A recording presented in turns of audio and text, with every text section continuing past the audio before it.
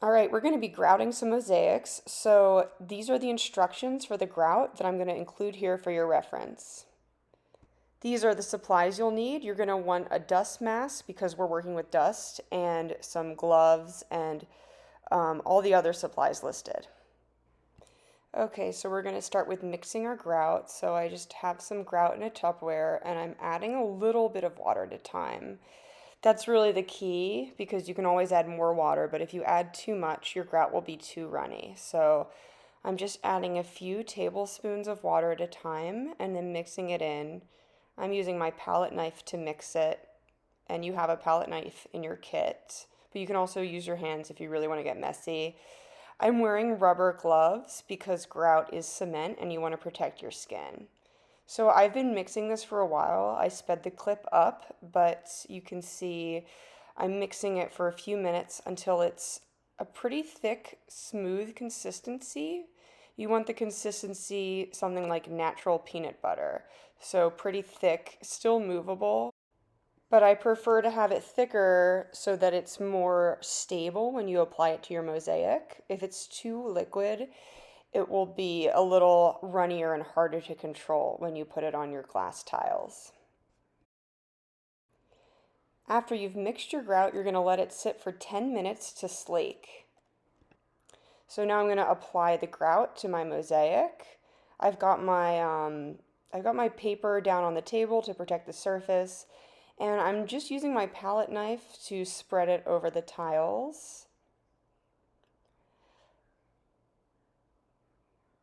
And you really want to get the grout in all of the crevices in between every tile. So it's going to look different depending on how far apart your tiles are spaced.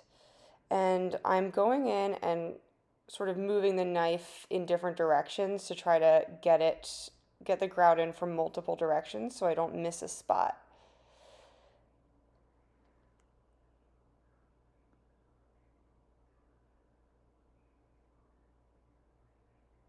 This grout will stay movable for the whole duration of applying. So it's kind of like icing a cake, and I'm just going in on every direction. I've sped the video up a little bit here. And then I go in on the sides with my finger, and I get I just put grout on the sides because I wanted that look. That's up to you if you want to grout the sides or not. You can also paint them. I'm just cleaning up the edges. So you're going to have excess grout that you're going to want to remove. I tried using a sponge, but I didn't really like it. It was kind of too messy. So I switched up to a very high-tech piece of cardboard that I just bent in half. And I liked this method more because it was able to just scrape off the extra grout. We're not going to totally clean it at this stage. We just want to remove the extra so that it's a flush level surface. So I'm just sort of swiping it across. After applying the grout and removing the excess grout, you'll allow the project to sit for 20 to 30 minutes before cleaning off the grout in the final move. So after letting the grout sit for 20 to 30 minutes, it's time to clean off the tiles. So right now all the grout is level and it's sort of starting to dry, and now I'm getting a sponge and just wringing it until it's just a little bit damp in some water. I don't want it to be too wet because I don't really want to re-wet the grout. And then I'm switching between a sponge and a paper towel. I kind of feel like a paper towel started working better for me at this stage, but you can do what feels best for you. And we're just sort of cleaning off the grout with a tiny bit of moisture. Some people like to use old rags or old t-shirts, which is nice because they have a little more like constitution to them and they don't rip off on the glass. But you can do whatever works for you. We're just trying to clean off as much grout as we possibly can at this stage.